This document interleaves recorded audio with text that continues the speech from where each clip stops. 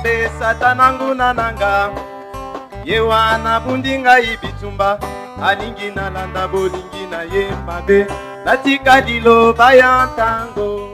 Ce monde n'est pas chez moi, je suis juste un passant et mes trésors s'entendent quelque part là au ciel. Les anges me font signe depuis la porte du ciel et je ne me sens jamais comme chez moi dans ce monde. Oh Seigneur, Seigneur, tu sais, il n'y a point d'amis comme toi.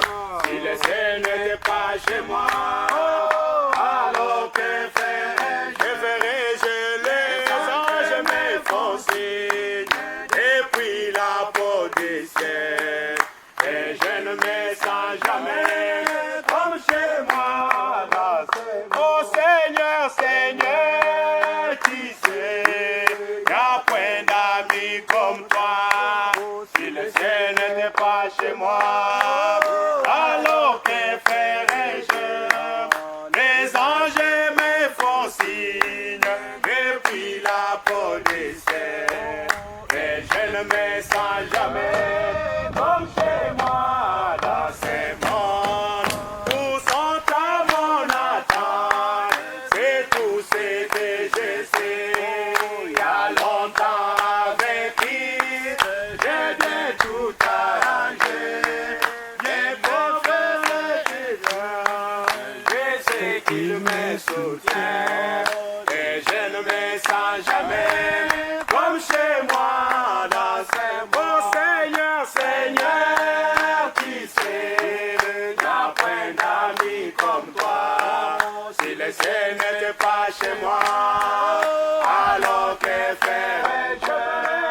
Les anges me font signe depuis la porte du ciel et je ne me sens jamais comme chez moi dans ce monde. Dans le pays de gloire, nous vivons à jamais. De tous côtés les saints qui victoire dans les champs, de la plus douce louange qui monte depuis les ciels. Et je ne me sens jamais comme chez moi dans ce monde. Oh Seigneur, Seigneur, tu sais, il n'y a point d'amis comme toi. Si le ciel n'était pas chez moi, alors que ferais-je? Que ferais-je? Les anges me font signe depuis la porte du ciel et je ne me sens jamais comme chez moi dans ce monde. Mungu Dieu vous bénisse. Amen. Mara wakati tunakuwaka mulubumbashi tunandaka haraka njoo kombola muda. Mais ici, on va s'efforcer aussi pour un peu synthétiser les choses. Hivi tutajikaza njoo kupeleka bintu mkifupi. Parce qu'il y a aussi les autres qui vont suivre cette prédication. Kwani kuna wengine batafuata hii mahubiri. Et c'est pourquoi nous allons essayer aussi vraiment de synthétiser la chose. Joka maana tutenda na bintu mkifupi. Ici, il est question, vous pouvez vous mettre si vous avez une place assise ou bien si vous voulez vous réchauffer. Kama mnapenda kupata joto, munezi munapata joto. Mais prenez toujours une position vous permettant d'écouter la parole de Dieu. Ici, nous venons de lire dans le livre de Saint Luc. C'était le temps où Jésus devrait être consacré entre les mains du Seigneur. Alors ses parents l'ont amené au temple pour la consécration. Et lorsqu'on amenait l'enfant Jésus dans le temple, en ce temps-là, il y avait un homme qui était divinement averti par le Seigneur. C'est-à-dire cet homme-là du nom de Siméon. Cet homme-là, Dieu lui avait dit qu'il ne mourrait point sans avoir vu le Christ du Seigneur. Alors cet homme-là pouvait témoigner partout où il passait que malgré mon âge avancé, je ne mourrai jamais sans toutefois voir le Christ. Et il pouvait parler de cela. Les autres pouvaient les taxer d'un toqué, d'une personne qui a perdu la raison. Mais dans son cœur, il avait une interpellation venant du Saint-Esprit. Il n'allait pas mourir sans toutefois voir le Christ. Alors quand on a mené Christ dans le temple, cet homme-là était dans ce temple-là. Le même Saint-Esprit qui lui avait dit qu'il n'allait pas mourir sans voir le Christ est allé lui dire Christ est déjà dans le temple. Et il est allé bonnement vers le petit enfant-là. Et si vous suivez bien la lecture de la parole, il a pris l'enfant entre ses bras. Il a dit, oh Seigneur, laisse ton serviteur s'en aller en paix, parce que mes yeux ont vu ton salut. Le salut c'était quoi ou c'était qui? Le salut était Jésus-Christ. Cet enfant-là qu'il devrait consacrer. Alors il avait reçu le Saint-Esprit dans son temps, où Dieu lui avait parlé qu'il n'allait pas mourir, jusqu'au moment où il devrait voir le Christ. Et quand il a vu le Christ, c'était l'accomplissement de la parole parlée par le Saint-Esprit. Et je vais lire aussi quelque chose ici, dans Psaume chapitre 42, le verset 2 et 4 jusqu'à 4, puis le verset 8. Comme une biche soupire après des courants d'eau, ainsi mon âme soupire après toi, ô Dieu. Mon âme a soif de Dieu, du Dieu vivant. Quand irai-je et paraîtrai-je devant ta face, la face de Dieu? Mes larmes sont ma nourriture jour et nuit, pendant qu'on me dise sans cesse où est ton Dieu. Le verset 8. Tous mes ennemis chuchotent entre eux contre moi. Ils pensent que mon malheur causera ma ruine.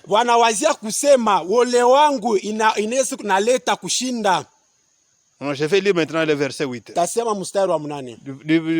du chapitre 42. Un flot appelle un autre flot au bruit de tes ondes. La profondeur de... C'est-à-dire un flot, le bruit d'un courant d'eau appelle encore un autre bruit d'un courant d'eau.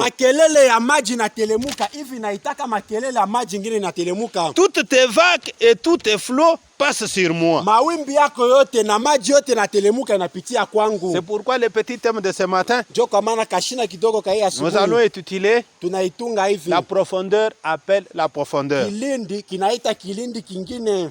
Notre prophète, quand il avait lu ce texte, il a prêché plusieurs fois ce thème ici. C'est pourquoi nous allons essayer aussi de vous exhorter avec ce petit message. La profondeur appelle la profondeur. Si vous voyez bien, il y avait une profondeur dans le cœur de Simeon. Il y avait un désir dans le cœur de Simeon. De sorte qu'il voulait voir le Christ. Et en son temps, tout le monde avant lui attendait toujours Christ. Abraham attendait voir Christ. Job voulait voir Christ. Joseph voulait voir Christ. Tous ces patriarches-là moururent, toujours dans l'attente de voir le Christ. Mais arrivé du temps de Simeon, Simeon voulait voir le Christ. Oui, il a eu la profondeur, qu'il n'allait pas mourir sans voir le Christ. C'est ce qui a fait qu'en son temps, et comme le Seigneur l'avait informé, qu'il n'allait pas mourir, bien qu'il était avancé en âge. Lorsqu'on a amené l'enfant Jésus on a vu cet homme-là aller vers l'enfant. bakamona ule mtoto kwenda kwa Alors que beaucoup de gens étaient s'éloignés de Marie. hivi batu bote barikuwa basha kwenda mbali na Maria. Oh, c'est une femme prostituée. Hivi ni mwanamke Oh, mkaba. elle a conçu hors du mariage. Anapata mtoto nje ya ndoa. Elle a donné naissance vraiment d'un bâtard, des choses comme Anazala ça. mtoto mwa Mais ndumba. on a vu un grand sacrificateur Akaona mtoashi qui kubwa. est allé tout droit vers cet enfant-là. Anaenda kuelekea ule mtoto. Il a reçu entre ses mains. Akamchukua mumikono. Il a béni le Seigneur. Akabariki Bwana. Et il a dit, Na anasema hivi. laisse ton serviteur s'en aller en paix. Acha mtumishi wako ende msalama. Parce que mes yeux ont vu ton Kwani salut. macho yangu inaona wokovu wako. Cet enfant-là était le salut d'Israël. Ule mtoto alikuwa ni wokovu wa Il était le Israeli. salut de toute la terre. Alikuwa ni wokovu wa ulimwengu wote. Amen, amen. Amen. C'est pourquoi je vais me plonger un peu dans mon petit thème de ce matin.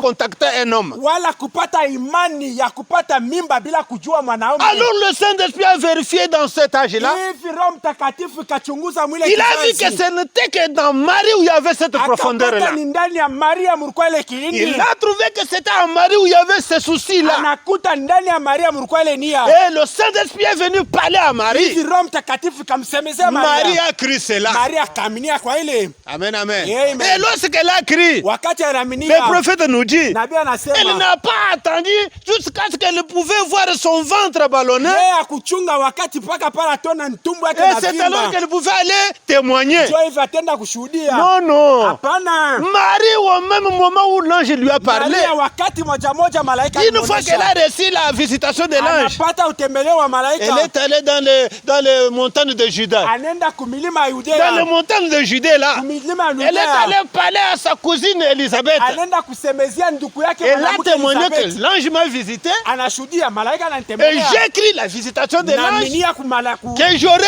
un enfant Tapata mtoto. sans passer, sans toutefois faire un contact avec un homme. Bila kuya mkupatana na mwanaume. C'était quoi? Ilikuwa ni nini? C'était la profondeur de à Marie. Ilikuwa ni kilindi ndani ya Lorsqu'elle Maria. a parlé de cela à Elisabeth, Wakati anamuonesha ile Elizabeth. Elisabeth qui avait une grossesse, Elizabeth mwenye alikuwa na mimba presque 6 mois, miezi 6. l'enfant ne bougeait pas. Mtoto akawa na siku Lorsque 6. Marie a dit, Wakati Maria et l'ange anamsemezea. m'a dit que cet enfant-là, son nom sera Jésus. Malaika ananionyesha yule mtoto jina yake itakuwa Yesu. L'enfant qui était dans le sein de Marie Mtoto alikuwa ndani ya mimba a Maria. tressailli de joie. Anafurahia. Ou bien il a repris vie. Anabeba tena Et uzima. pas seulement il a repris vie, Hapana, akapata il a eu uzima. même le Saint-Esprit. Anapata Roho Mtakatifu ndani ya Vous voyez que la profondeur qui était à Marie, Unaona wakati kilindi c'est la même profondeur qui était en Elisabeth. ilikuwa ni kilindi kimoja C'est la même moja ndani ya profondeur qui Elizabeth. était en Siméon. Ilikuwa kilindi moja ndani ya Simeoni. Amen, amen. Amen. Et même ce matin ici, Hata hii asubuhi laissez-moi vous dire une chose. unaweza kuonesha kitu Il kimoja. doit y avoir une profondeur en vous Inapasha kwa kilindi ndani pour yako. pouvoir interpeller une autre profondeur. Ili njoo kite tena kilindi kingine. Si dans ton Amen. cœur il y a un vide, Kama mumoyo wako muku wazi. vous ne verrez rien de la part du wewe Seigneur. hautaona kitu.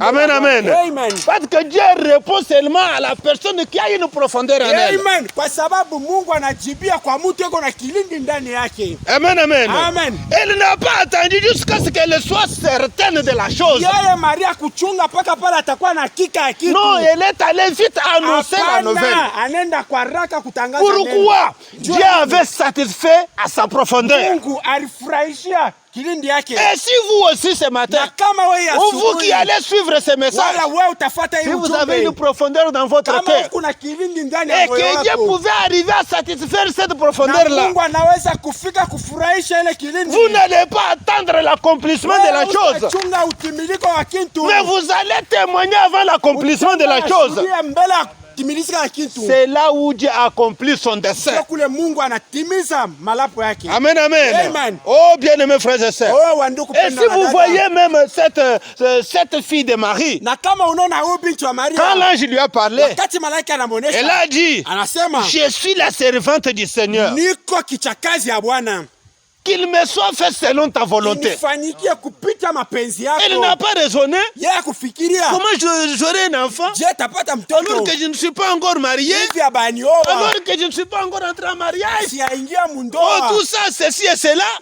Bila hiki Elle na a kile. crié à la parole. Maria yeye akaminia kuneno. C'est pourquoi ma prière ce matin Kwa maana hii lombi yangu ya est que tu asubuhi. sois aussi une nouvelle Marie ce Na matin wewe ukuwe Maria jipya ya qui asubuhi. aura une profondeur Utakuwa na kilindi de recevoir Christ dans ta vie. Ya kupokea Kristo katika maisha yako. Amen. Pas seulement recevoir Christ. Hapana kupokea tu Kristo. De sorte que la chose que tu cherches dans ton cœur est là. Que Dieu puisse te l'accorder aussi ce matin.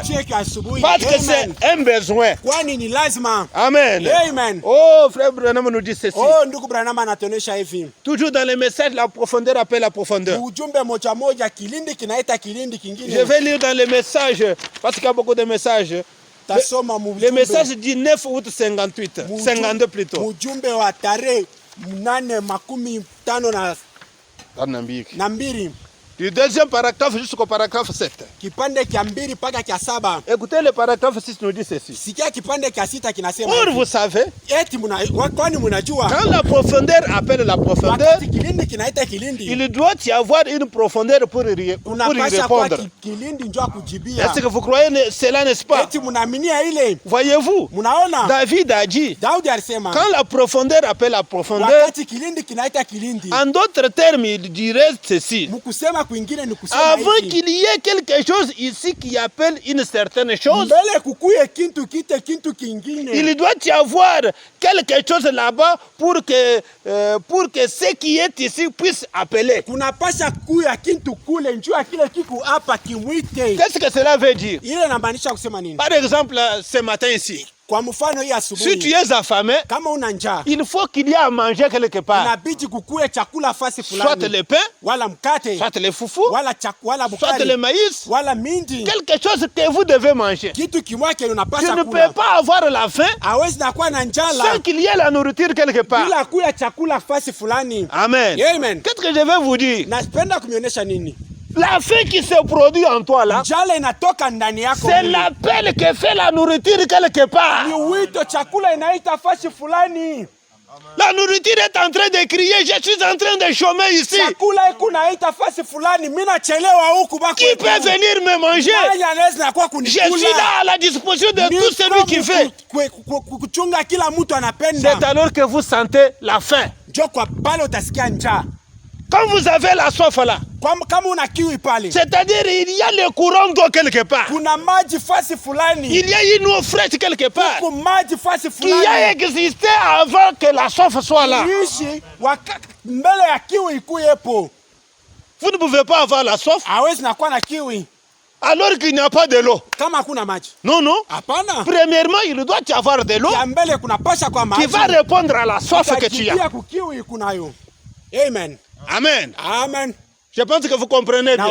Si je peux aussi évoluer. Si tu es malade ce matin, c'est la preuve que la guérison est suspendue quelque part.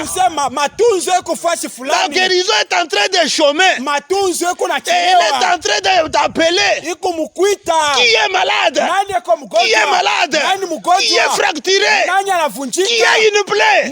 Qui a le cancer? Il vient ici. La guérison est là permanente. Oh bien-aimé frère. Bien que dans mon église de ce matin, il n'y a pas de sœurs. Mais l'église qui va me suivre à la voie des ondes, il y a des sœurs. C'est là où je vous appelle déjà en avance. Vous qui êtes malade, comprenez que la guérison existe déjà. Quand vous pleurez là, c'est-à-dire que la solution est déjà là. Dieu ne peut pas mettre une soif en vous là sans la réponse quelque part. Il doit y avoir une réponse à ta préoccupation. Bien-aimés frères et sœurs, la profondeur appelle toujours la profondeur. Lorsqu'il y a un besoin, c'est-à-dire il y a quelque chose qui va répondre à ces besoins-là.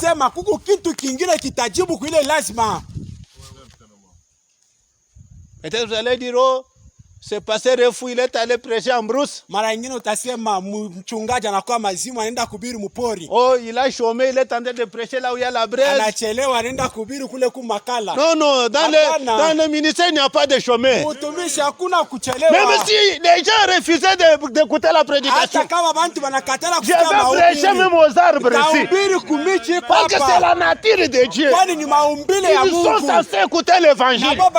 Banahusika kusikia. Il y a les oiseaux dans la forêt ici qui me suivent. Il y a même des gens qui font la braise quelque part. Il faut que la parole de Dieu puisse atteindre tout le monde.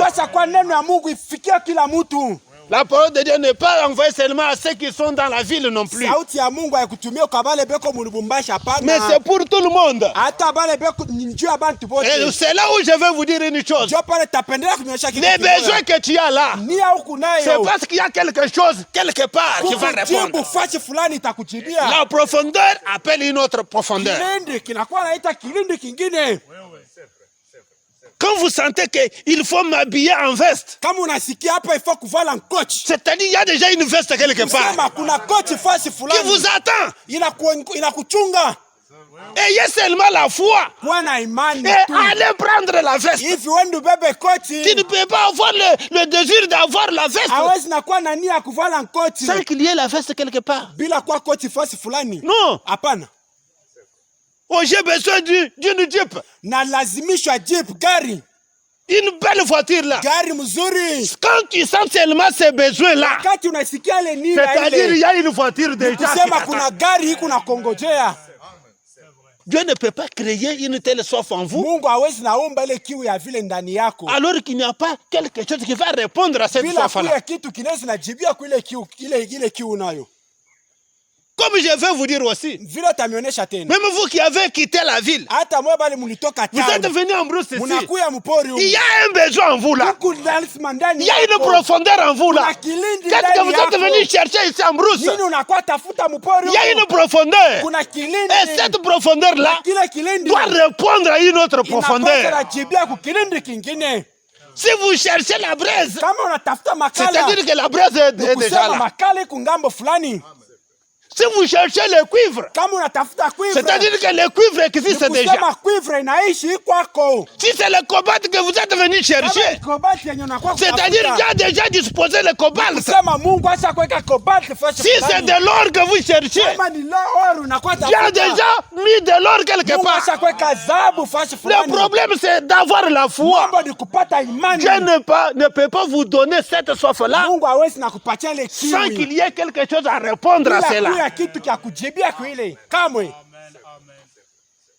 Je vais vous dire une chose. À un certain moment, dans une certaine ville, c'est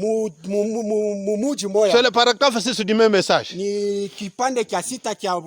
On a trouvé un enfant qui mangeait le caoutchouc. Il mangeait les pédales de vélo. Même les boîtes là. S'il le trouvait là, il arrache un morceau et il commence à manger. Chaque jour, cet enfant mangeait toujours le caoutchouc. Mais comment cet enfant mange toujours le caoutchouc? Même s'il venait de manger le foufou, quelques minutes après, il ramasse vraiment un peu de caoutchouc, même une babouche, il commence à manger. Même la gomme d'un crayon, il commence à manger. Tout le monde était vraiment découragé. Mais il ne savait pas qu'il y avait quelque chose qui manquait dans le corps de cet enfant-là. On a pris l'enfant, on l'a amené à l'hôpital. Le médecin l'a examiné, il a trouvé que dans le corps de cet enfant-là, il lui manquait du soufre. Il lui manquait le soufre. Mais comment trouver le soufre là? Et le soufre se trouve dans le caoutchouc. Même dans les caoutchoucs de vos souliers là. C'est pourquoi cet enfant là prenait le caoutchouc, peu importe là où il pouvait le ramasser. Et il mangeait ça.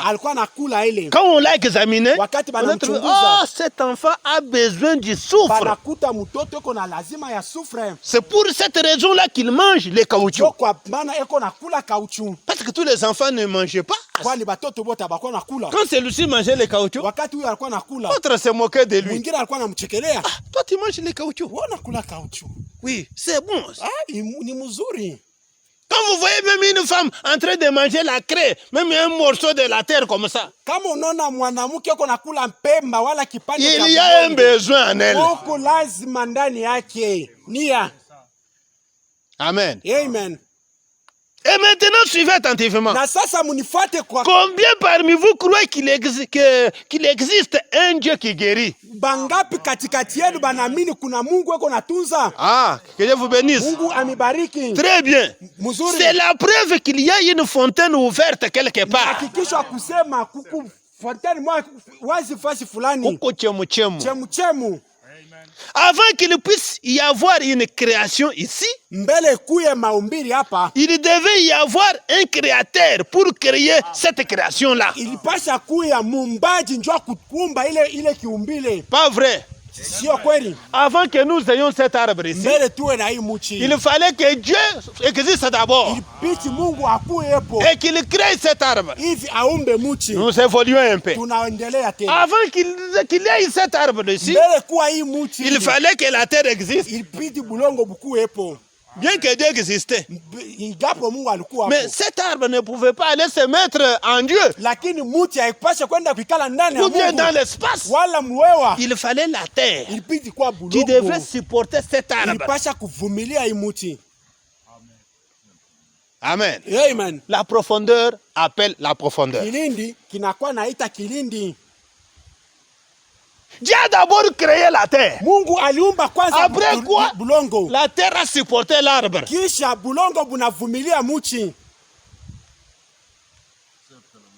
y a un besoin, il y a une réponse. Dans le message, l'expectative du 5 avril 50, le paragraphe 25 dit ceci.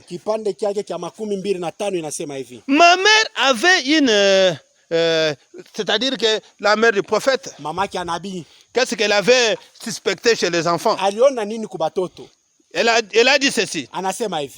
Les petits enfants. Et la maman nous a dit, quand les petits enfants avaient l'habitude de lécher les lèvres. L'enfant qui léchait toujours les lèvres. Elle disait qu'il réclamait d'écouter quelque chose. Quand vous voyez l'enfant en train de lécher les lèvres, c'est-à-dire qu'il a besoin de quelque chose. Il a besoin d'écouter quelque chose. Et lorsqu'on pouvait y mettre du sel, cela ne marchait pas. Pas le sel, mais il continue à lécher les lèvres. Peut-être qu'elle mettait un peu du miel.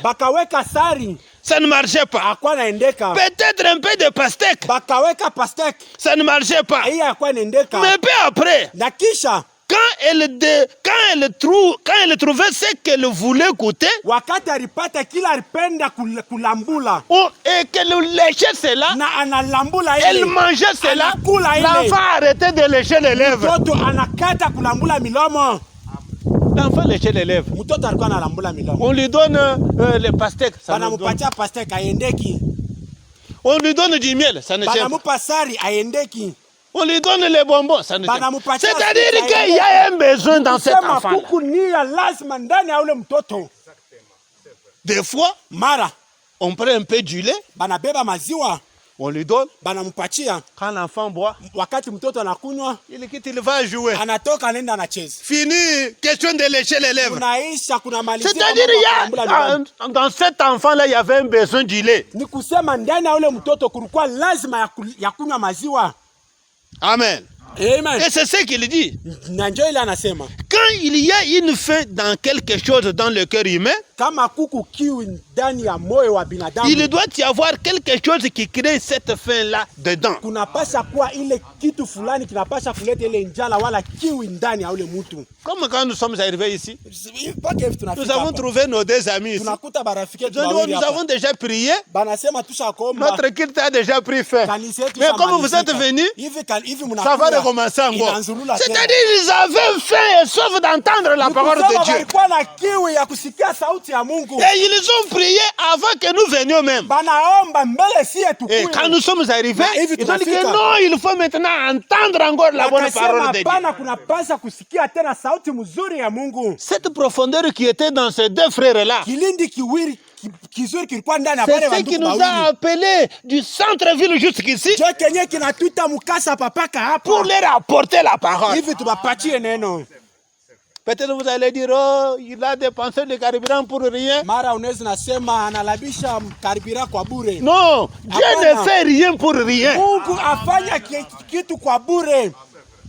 Dieu ne fait rien pour rien. Pourquoi il vous a amené seulement dans cette forêt ici? Il savait qu'un jour, l'un de vos amis va entendre ce message. Et comme souvent les gens nous critiquent, en disant que oh, les branhamistes là, oh, ils adorent Branham, ils adorent les prophètes.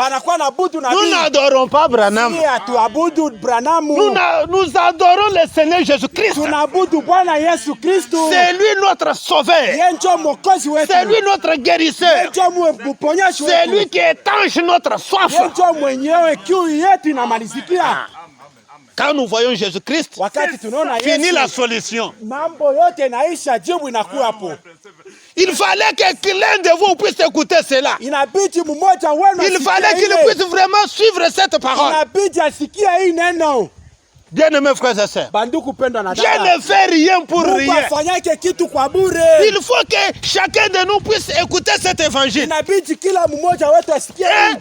sorte qu'au jour du jugement, qu'il ne puisse pas avoir raison. Oh, moi je n'ai pas entendu le message. Non, Dieu vous a suivi même en brousse. Pour vous dire qu'il y a un message qui prépare. Qui prépare les gens. C'est le message du prophète Branham.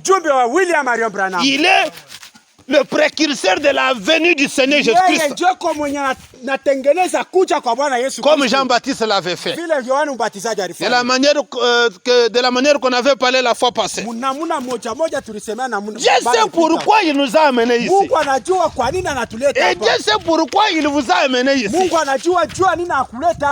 Amen. Amen. Prenez par exemple, comme notre frère ami là, il s'est blessé dans la carrière. Quelle est la première pensée qui est venue en lui? Oh, il faut que j'aille à l'hôpital pour me faire soigner. C'est-à-dire, il sait que pour que je sois guéri de cette blessure, il faut aller chez le médecin. Mais il y a aussi une blessure mortelle. La blessure de l'âme. Lorsque l'âme est blessée, on ne doit pas aller chez le médecin. On doit aller vers Christ. C'est Christ qui guérit l'âme. Et s'il y a une telle profondeur en toi, mieux vaut aller vers Christ. Alors vous serez guéri pour l'éternité. Ton âme sera guérie. Amen. Amen. Bien-aimés frères et sœurs, de la manière que vous allez vite chez le médecin pour recevoir la guérison, c'est de la même manière là que vous devez aller vers Christ pour être guéri de la morsure du serpent. Ce serpent, c'est le diable qui est en train de mordre les gens avec le péché. Quand vous êtes mordu par le serpent, tournez le regard vers un autre serpent. Les enfants d'Israël, lorsqu'ils étaient mordus par le serpent, la guérison venait toujours d'un autre serpent. Oui. Et notre serpent, il s'appelle le serpent d'airain. Na nyoka wetu anaitwa nyoka ya shaba. L'airain, c'est-à-dire le jugement. Shaba ni nini? Hukumu. Juger, et déjà on a trouvé la solution. Banakumu banapata jibu. On a trouvé que c'est le Seigneur Jésus-Christ Tunakuta kusema ni Bwana Yesu Kristo. Qui a été jugé, suspendu à la croix pour notre guérison. Bien-aimés frères et sœurs, vous qui allez suivre ce message, je vais vous dire une chose. Dieu ne fait rien pour rien. Il peut vous amener à côté d'un homme que tu vas taxer d'un païen, d'un hypocrite. Je sais pourquoi il t'a amené à côté de cet homme. C'est pour que vous puissiez lui transmettre la vie. Parce que nous sommes dans l'âge où la vie se transmet d'un homme à un autre homme. Amen. Amen. Aujourd'hui, la vie se transmet entre les êtres vivants. Transmettez la vie à ton voisin là. Et il aura la même vie, le même genre de vie que vous avez. Bien-aimés frères et sœurs, vous qui allez suivre cette prédication, écoutez. On avait trouvé aussi une autre femme. Qu'est-ce qu'elle faisait? Son problème c'est elle ne voulait pas voir les oignons. Ah, les oignons, elle commence à manger. Oh, les oignons. Elle peut manger même tout un méca. Qu'est-ce qu'il y a avec cette femme? Et alors les médecins disent, oh, si vous lui donnez encore les oignons, elle va mourir. Et pourtant, en elle, il y avait quelque chose qui réclamait les oignons. Et le médecin lui avait interdit de manger les oignons, disant que les oignons vont la tuer. Et lorsque le médecin lui a interdit d'en manger, cela l'a tué. Parce qu'elle avait faim et soif de manger les oignons. Et le prophète nous dit, et pendant qu'on a fait l'autopsie, on a découvert une sorte de grosseur en elle. Et on a retiré cette grosseur-là, on l'a mise dans l'eau, et on a mis des oignons dans cette eau, et c'est là dissolver les oignons. C'est ce qui était dans cette famille. Toute une tumeur là. Quand la femme l'a mangé les oignons, c'était le travail de ce monsieur-là qui était en lui. Lui dissolvait ça. Amen. Amen. C'est-à-dire que Dieu ne peut pas vous laisser avec un besoin sans toutefois vous donner la réponse. Il y a toujours une réponse pour chaque besoin. Vous savez, si vous voyez quelqu'un en train de boire, moi j'aime seulement vraiment la liqueur. Il y a un besoin, lui là. Oh, moi j'aime seulement fumer. Non, ne le tuez pas, ne lui faites pas du mal. Il a un besoin, lui. Le diable a seulement changé ce coup-là. Au lieu de tourner cette soif-là vers l'eau et vers Dieu, le diable a tourné vers la boisson, la cigarette et vers les femmes.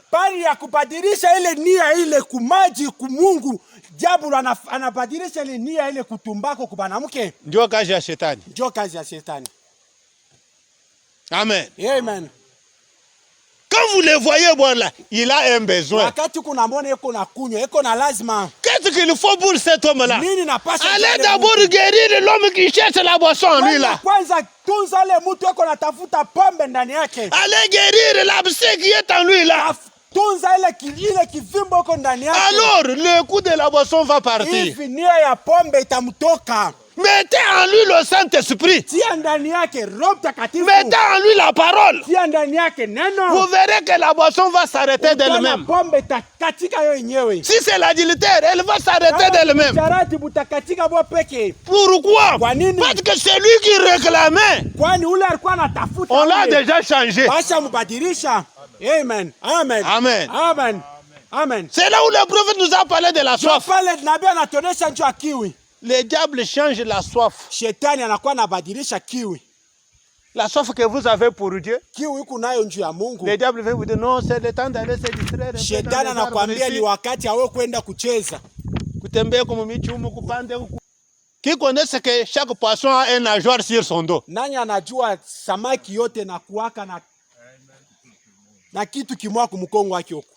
Le nageoire là qui l'aide maintenant à nager. Ule kitu kiko namsaidia njoo kutembea. Vous savez, mnajua Dieu qui connaît toutes choses. Mungu anajua kila kitu. Avant de créer le poisson avec les nageoires, mbele ya kumba samaki na ile nageoire, il a d'abord créé l'eau dans laquelle le poisson va nager. Anaumba kwanza maji mule samaki atachezea. Il faut que l'eau existe d'abord. Inabidi maji kuwepo. Alors il va amener le poisson. Hivi ataleta samaki. Mais vous créez le poisson là où il n'y a pas de l'eau. Wewe unaumba samaki fasi hakuna maji. Où est-ce qu'il va nager? Atacheza wapi? Il faut d'abord que l'eau existe. Inabidi maji kuwepo. Alors le poisson va nager dans l'eau. Hivi samaki itakuwa nacheza mu mai. Amen. Amen. C'est-à-dire, il y a toujours une profondeur qui répond à une autre profondeur. Comme nous avons dit qu'avant qu'il y ait un arbre sur la terre, d'abord on a vu la terre. Bien-aimés frères, Jésus nous a vraiment parlé de ces choses. Il nous a parlé dans la Bible. Nous sommes toujours dans les messages de l'expectative. Du 30 septembre 51.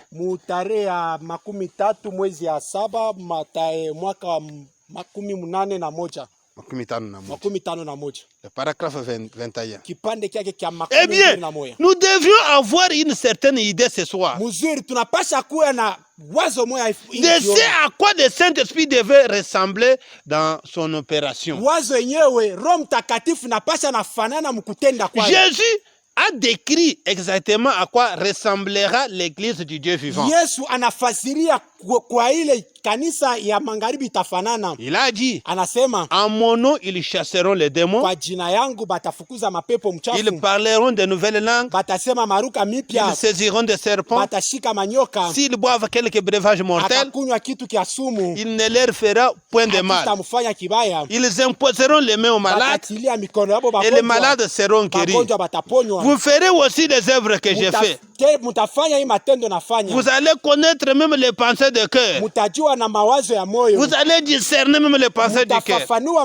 Or, si vous vous attendez à Dieu, cela montre qu'il y a quelque part ici quelque chose que vous attendez. Quand la profondeur appelle la profondeur, en d'autres termes, quand il y a un désir à l'intérieur, un désir à l'intérieur, quel est le désir que tu as ce matin? Je vais bientôt terminer. Quand il y a un désir, il doit y avoir quelque chose là dehors. Le désir est à l'intérieur. La réponse est à l'extérieur. Quel est ton désir ce matin? Qu'est-ce que ton cœur appelle aujourd'hui? Qu'est-ce que ton âme cherche ce matin? Le désir de ton âme là. La réponse est dehors. Il doit y avoir quelque chose qui crée ce désir. Kunapasha kuwa kitu kimoja kinaumba ile nia. Comprenez-vous cela? Munasikia ile? Il y a quelque chose qui doit répondre à ce désir-là. Kunapasha kuwa kitu kingine kitajibu kwa ile nia. Dieu ne fait rien pour rien. Mungu afanyake kitu kwa bure. Tu as besoin de manger. Una lazima kula. Parce qu'il y a le foufou quelque part. Kusema kuna chakula fasi fulani. Oh, j'ai besoin de l'argent. Na tamani ya pesa. C'est parce que l'argent existe. Ni kusema pesa iko. C'est un besoin normal et naturel. Ni lazima iko ako ya maumbile. Ce désir-là est en vous. Ile lazima iko ndani. L'argent est à l'extérieur. Pesa iko nje. Pour répondre à ce désir-là. Kujibia kwa ile nia. Tu es malade. Uko mgonjwa. La réponse est dehors. Jibu ni nje. Vous allez imposer les mains sur les malades. Utatilia mikono et ils seront guéris. Bagonjwa bataponywa. Tout ce que vous avez besoin là. Yote una lazima ile. Il y a toujours une réponse à cela. Kuna jibu kuile. Amen. Amen. Vous n'allez pas dire, oh, moi, mon besoin n'a pas trouvé la réponse. Non. Utasema mie nia yangu haipate jibu. Hapana. Dieu est capable de créer, même dans les vides comme ça. Mungu weko na uwezo ya kuumba hata mbure hivi, anaumba hivi. Si ton désir est tellement grand, kama nia yako ni kubwa, il va créer même quelque chose dans les vides. Ataumba kitu hata mbure hivi, anaumba. Moi, j'ai vu un frère. Mimi niliona nduku. Il avait besoin de l'argent. Alikuwa na lazima pesa. Alors lui était diamantaire. Ingapo yeye alikuwa mtu wa kuchimula majamaa. Il était l'acheteur de diamants. Alikuwa wakuza, yeye alikuwa wakuza. Il a dit que non, j'ai besoin d'un diamant. Vraiment, j'ai besoin d'avoir un diamant. Anasema niko na lazima kupata diamant. Il appelle seulement son enfant de 4 ou 5 ans. Anaita mtoto wa miaka 5. Va dans le gravier là-bas, ramasse-moi une pierre de diamant. Wende mumaibwe mule lokote ribwe moya diamant. L'enfant est allé là-bas. Mtoto anenda kule. Un enfant qui ne connaissait même pas les diamants. Mtoto mwenye kwa anajua hata diamant. Il vient. Anakuya. Il donne à son papa. Le papa, c'est le diamant. Combien? 2 carats. 2 carats. Je vous dis les choses que moi j'ai vues. Dieu est capable de faire ça. Parce qu'il y avait un désir quelque part. Il y avait une profondeur qui appelait cela. Et ta profondeur là peut amener à l'existence quelque chose. Dieu ne fait rien pour rien. Amen. Amen. Même si vous voyez la marche des enfants d'Israël, ils marchaient par la foi. Même lorsqu'ils ont traversé la mer Rouge, c'était toujours par la foi. Si Dieu a promis de guérir, il est dans l'obligation de guérir. Si Dieu a promis de vous bénir, il est obligé de vous bénir. Dieu ne peut pas promettre quelque chose et ne pas la réaliser non plus. Soit il n'est plus Dieu, on laisse la prédication, on part cultiver. Parce qu'on devons prêcher un Dieu qui est réel. Et ce Dieu réel là, c'est celui que je vous présente ce matin. Le besoin qui est en vous là. Vous connaissez ce besoin là. Il y a une réponse quelque part. Il est question tellement de croire. Et parler à ce Dieu là. Il verra la réponse venir. La réponse va venir. Et pour terminer, je vais lire dans les ministères expliqués. C'est un message de l'année 50. Le paragraphe 55 et 64. Il dit ceci. Une nuit pendant que je priais, les gens ont vu un miracle être accompli par Dieu. Ils l'ont simplement accepté là même. Lorsqu'ils ont accepté là même, le miracle s'est accompli. Il n'y avait pas de civière. Il n'y avait pas de chaises là-bas, de chaises roulantes. Pas de fauteuil roulant. ni rien qui n'est été vidé. Wala kitu kenya akikukuepo. C'est-à-dire tous les malades qui étaient venus, ni kusema bagonjwa bote bali. Tous étaient guéris. Bote balitunzwa. Pourquoi? Nini? Parce qu'ils avaient cru en ce Dieu-là. Kwani baliamini ndani ya ule Mungu ule. Et maintenant voici. Na sasa moneni. Si vous comprenez cela. Kama mnasikia ile. Et si vous êtes chrétien, kama mko ba Kristo, c'est parce que vous croyez que vous êtes chrétien. Kwani unaamini kusema huku Mkristo. Un chrétien, Mkristo, c'est celui qui croit d'abord qu'il est chrétien. Ule kona jichikia kusema mimi hapa niko Mkristo. Alors vous le serez. Unjo pale utakuya. Oui, par exemple. Mnaona kwa mfano. Si je dis que je suis congolais, est-ce que vous serez scandalisé? Nikasema niko mkongomani, mtakwazika. Je suis congolais. Niko mkongomani. Je suis fier. Niko nina heri. Je suis pirement congolais. Niko mkongomani wa damu. Et si je dis que je suis chrétien, nikasema niko Mkristo, je le deviens aussi. Ninaikuya paka pale. Parce que c'est ce que je confesse dans ma bouche. Je ile niko na tamka mkinywa wangu. Ce que vous confessez là, c'est ce qui va vous arriver. Si vous confessez la réussite, vous allez réussir. Amen. Si vous confessez l'échec, vous allez échouer.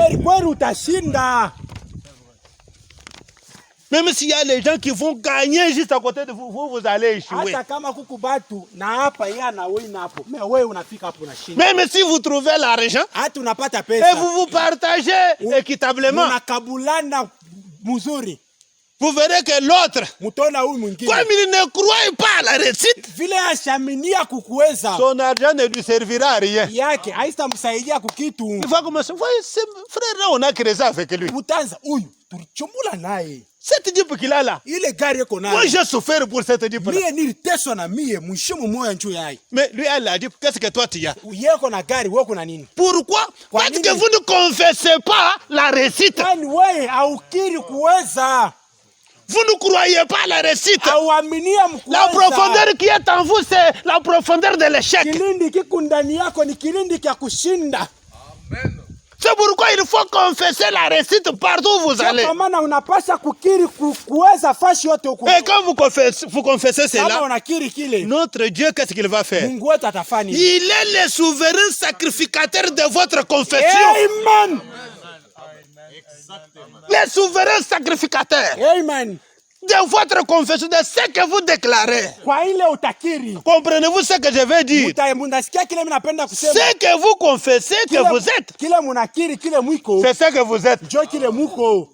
Tout homme ne vivra jamais au-delà ou plus haut que ce qu'il croit.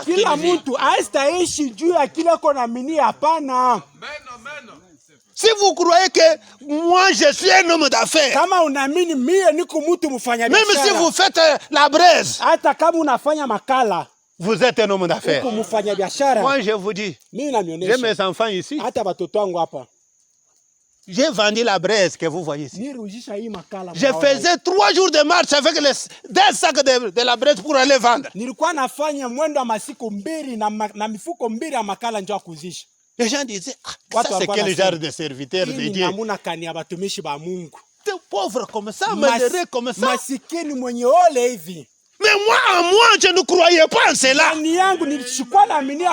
ne confessais pas cela. Je disais que moi, Dieu va me bénir. J'aurai ma propre parcelle. J'aurai ma voiture. Et Dieu l'a accompli.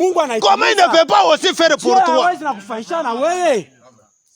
Aujourd'hui, même si vous faites la braise, mais si vous confessez de grandes choses, Dieu va vous élever au niveau de votre foi.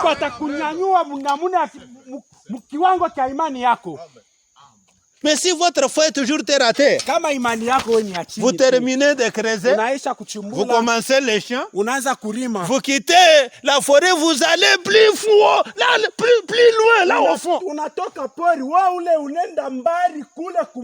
Non, j'aimerais que quand vous allez quitter ici, que vous changez de position. Hein? Que vous changez de vie. Vous êtes ici, vous pensez quand même aller aller à Dubaï? Unaweza kwenda ku Dubai? Vous croyez aller en Chine? Unaamini aller à Dar es Salaam? Kwenda ku Dar es Salaam? Faire des grandes affaires. Fanya bintu binene. Dieu va honorer cette foi-là. Ataheshimia ile imani. Et si vous êtes malade, kama vous croyez que Dieu va me guérir? Ça ne demandera même pas l'imposition des mains. Ta foi va te guérir. Imani yako itakuponya. Et si vous croyez que vous êtes sauvé, que vous êtes un enfant de Dieu, même si vous êtes ivre ce matin, même si vous êtes ivre de n'importe comment, vous êtes un enfant de Dieu. Dieu va vous sauver. Il va vous remplir de son esprit. Si vous le croyez, la profondeur appelle la profondeur. Qu'est-ce que tu as comme besoin ce matin? Alors que je vous demande de vous mettre debout. Notre frère Jeannot va nous entonner une chanson qui va nous permettre de parler à Dieu. Vous savez, même si vous ne savez pas prier, dites seulement ce qui viendra dans ton idée là. C'est ça la profondeur. Il y avait vraiment les gens qui étaient en voyage dans un bateau, alors que le bateau tanguait allait connaître un naufrage. Alors que tout le monde priait, ils ont vu seulement un enfant avec sa Bible. Qu'est-ce que l'enfant faisait? A, B, C, D. A, B, C, D. A, B, C, D. A, B, C, D.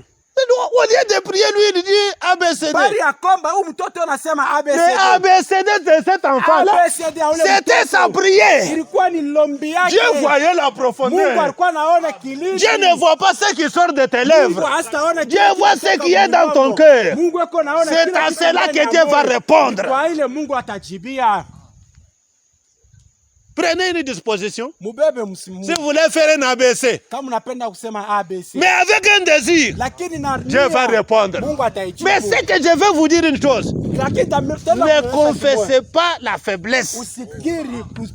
Si vous confessez l'échec, tu vas échouer.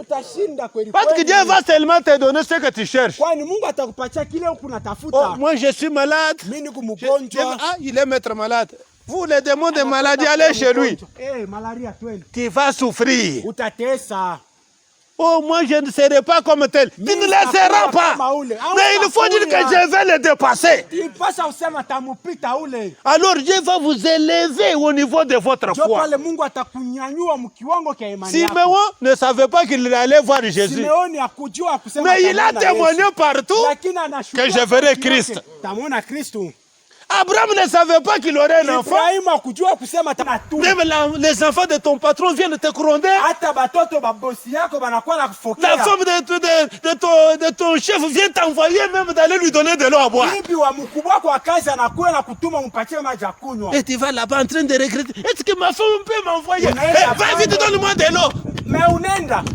Tout ça parce que tu es travaillé. Quand est-ce que tu vas aussi engager les autres? La profondeur appelle la profondeur. Débarrassez-vous de toute ingrédulité. Débarrassez-vous de toute doute. Il y a un Dieu qui répond. Afin que cette parole soit prêchée, il y a un Dieu qui a envoyé cette parole pour pouvoir l'accomplir. Frère Jeannot, tu peux nous entonner une chanson. Nous risquons de nous éterniser. Soit la gloire à son grand amour. Comme mon âme noire s'est levé le jour, Jésus à ma place mourut sur la croix. Il m'offrait sa grâce, je la reçois. Gloire à Dieu, c'est l'écoute. Oh, gloire à Dieu, mon Dieu, réjouis-toi. Oh, venez au Père, Jésus est vainqueur. Et toute la terre chante à son nom. Gloire à Dieu, gloire à Dieu, gloire à Dieu. Et écoutez sa voix. Gloire à Dieu. Que chacun de nous parle à la prière maintenant. Parlez à Dieu. Confessez la réussite. Quelle est cette profondeur qui est en toi? Quel est le besoin imminent qui est en toi? Quel est ce besoin irritant là qui est en toi? C'est à ces besoins-là, c'est à ces désirs-là, et Dieu va répondre à ces matin. Parlons à Dieu maintenant, alors que notre frère continue à nous chanter la chanson. Faites comme si vous êtes dans ton église. Oubliez les arbres, oubliez les gens qui sont à côté de toi. La profondeur, appelle la profondeur.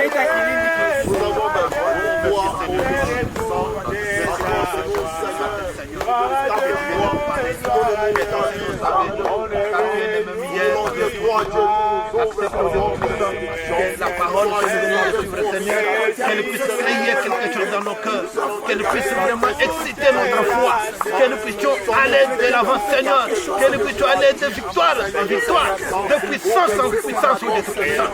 Père bien-aimé, nous te bénissons ce matin en justice. Bénis chacun de tes enfants qui va suivre cette prédication. Oh Dieu, est-ce que cette prédication soit une bénédiction pour tout celui qui va la suivre, Seigneur. Bénis tes enfants qui sont organisés. Bénis vraiment, Seigneur, nos amis qui ont réussi. Que les anges campent tout autour de nous. Nous les recommandons à toi.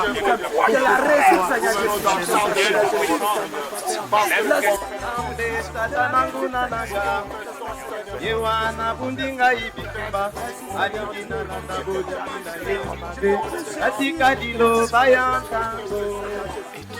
Aide-moi Seigneur Jésus, attire-moi Seigneur Jésus, aide-moi Seigneur Jésus, Yewana bundinga ibitumba aligina na bodina yemabe katika dilo bayantango.